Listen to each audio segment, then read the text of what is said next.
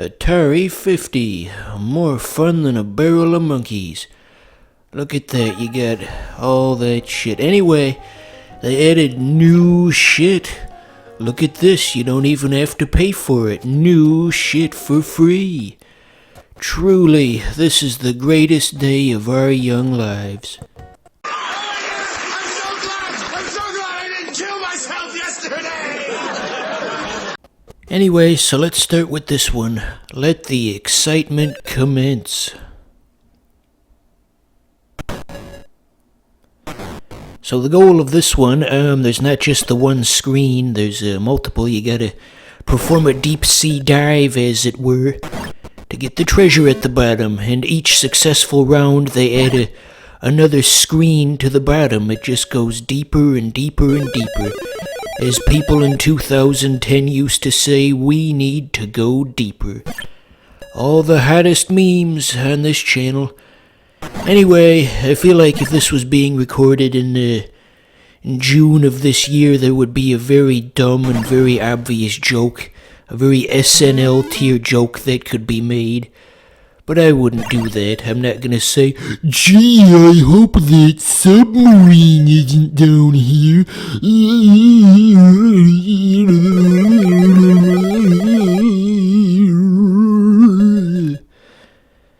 This is a good episode. Anyway, so, thematically speaking, it kind of seems like overkill for our main character to have a gun. I mean, it's just harmless fish down here.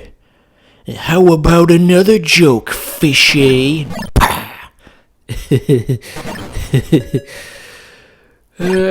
Christ on a cracker. So yeah, this is gonna be the... Fuck. Well, had I survived, that would have been the deepest we've ever gone. And, the turtle at the top, obviously, that's the representation of your oxygen supply. If he gets to the end, well, it's just all over for you. I shot that son of a bitch, you saw it, but it didn't count it. Okay, yeah, I think you get the idea of Aquafina, the game. What else we got? We got bowling, that's a new one. Hey cousin, let's go bowling. The circus one, that's new as well. There was combat again. Remember a couple of episodes ago when I told you to go to reddit.com/r/combat footage? I hope nobody actually did that.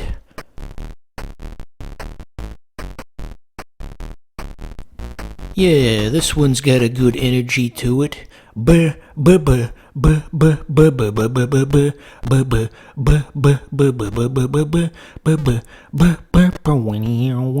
isn't that just the South Park Cash for Gold thing?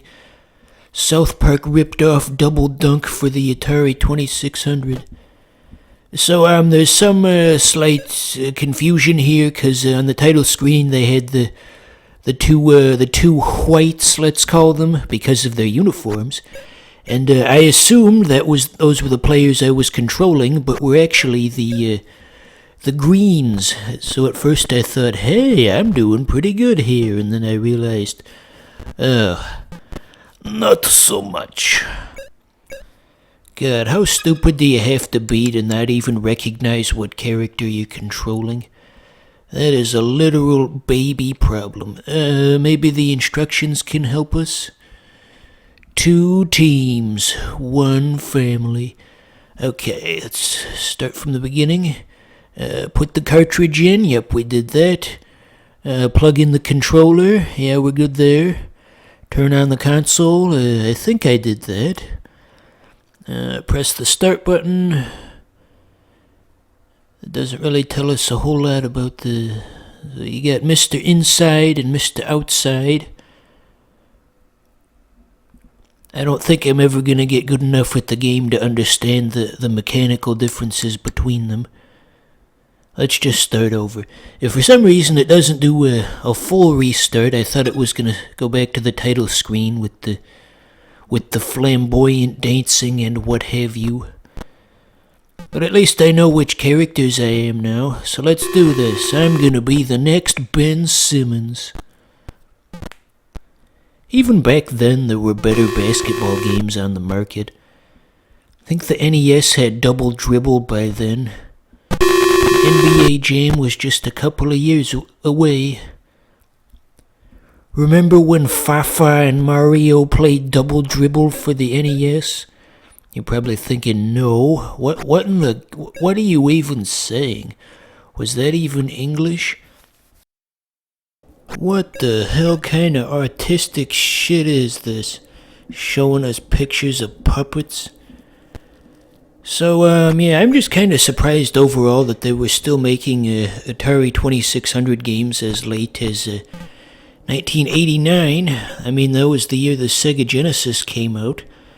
By that point, they would have been not one, not two, but 3 generations behind, technology-wise. I guess it was the early days of gaming, so there really weren't any kind of rules for what you should and shouldn't do, and so they were trying to support multiple systems at the same time, because you know the 7800 was out at that time as well. And I guess it was back compat, so I guess this wasn't a total brain-dead move to keep making 2600 games. Well, just like in real life, I'm total crap at sports, so let's do something else, eh? This one's like a Space Invaders ripoff, except far, far worse. The laser only seems to come out sometimes. It's very odd. And the William Street logo, it fires way too fast for you to be able to effectively fight it. And it also seems to be resistant to bullets. Either this game's total crap or I'm just playing it wrong. Somebody's in the wrong here, and I don't think it's me. It's moments like these when it becomes abundantly clear why Atari went bankrupt back in the day. It's, hey, let's make our own Space Invaders, but let's have the laser not work every other time, and also have enemies that don't die, and then also have lasers that go so fast that the player couldn't possibly hope to dodge them. That'll make for a good entertaining product that people want to pay money for, right? Right?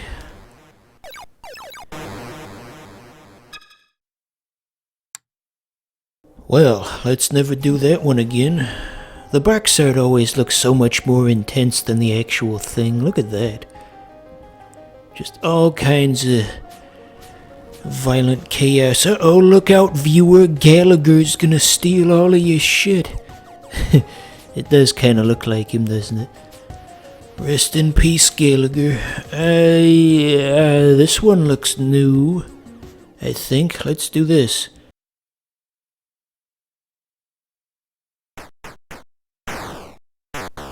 You could certainly do a lot worse with cowboy-themed games on the Atari 2600, if you know what I mean. So, yeah, this one's clearly meant to be multiplayer. And, you know, the 2600 exists in this weird cross-section of technology where multiplayer was possible, but AI-controlled opponents was not. So you're just stuck standing there, just shooting a guy in the head over and over again. Let that be a lesson. If you don't have friends, well then you're just gonna... well, you can probably figure out the rest of that joke. They do have a single-player mode buried in here.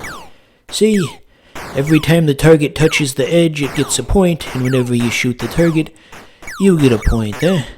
I don't really think you can be fast enough to prevent it from hitting the edge both times. You see, it's just going way faster than you were. Everything from this era was just totally broken. What do you think AVGN would say about this? He'd probably come up with some kind of clever analogy for how the target represents the futility of life, and he'd probably throw in a few swears here and there, and it would be really funny. I miss AVGN. Oh. What else is in here? They added 12 new games as part of this update. Let's just play Aquafina the game again. Fuck it.